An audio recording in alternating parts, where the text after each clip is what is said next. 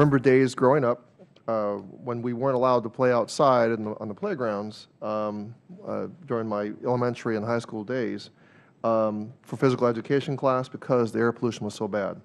It's because the Clean Air Act and the work by the EPA that my region has seen tremendous improvements in air quality.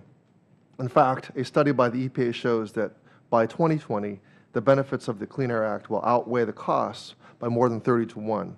The Clean Air Act has helped improve public health, and by 2020 is expected to prevent 17 million lost work days. I appreciate hearing from our witnesses today about EPA's latest effort to limit greenhouse gas emissions under the Clean Air Act.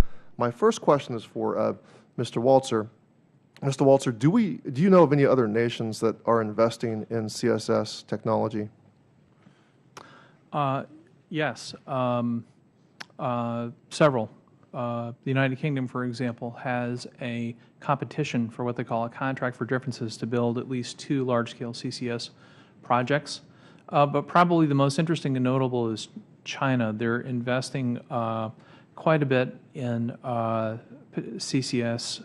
In fact, Huaneng Power, their largest power company, has developed their own CCS technology that they are currently doing a feasibility study with Duke Energy on one of the Gibson units in Indiana to examine how those costs of CCS in China, which they claim are fairly low, about $30 a ton, would equate in the U.S. And can you tell me about the overall budget for R&D for all of the above technologies? I mean, I understood that chart presented by my colleague from Mississippi, but the distribution of an R&D investment. But what has been the size of that budget over the last 3 or 4 years, and has it been increasing or decreasing? Well, the overall size of the DOE budget has been increasing, but I would echo what Secretary McConnell said with respect to CCS. We believe that the DOE's budget on CCS should be increased. Now, you used the word pioneering in your answer to my colleague from Wyoming. Would you say that the strategy of the department or the EPA is really about maybe birthing this technology that we have? When we say we have an adequately demonstrated technology, that really the rule is designed to birth it? That has been a role that the Clean Air Act has played through several pollution controls technologies, and we feel that this is a role that can play here. Just to clarify some earlier remarks I made, we do see this as the first step.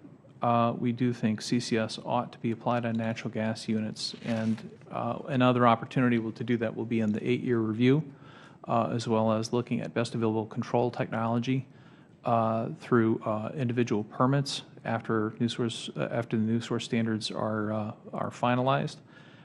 So we do see this as the beginning of a process.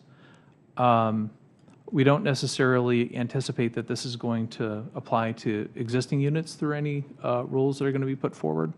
But we do hope and expect, and we would advocate for in the future, that this technology would be applied to natural gas. Now, real quickly, the Kemper plant is a coal gasification plant, but the existing coal plants, which will not be affected by this rule, are not attempting to gasify. They just strictly use the coal directly into the production of electricity. Is that correct? Right. Most existing units are coal combustion units.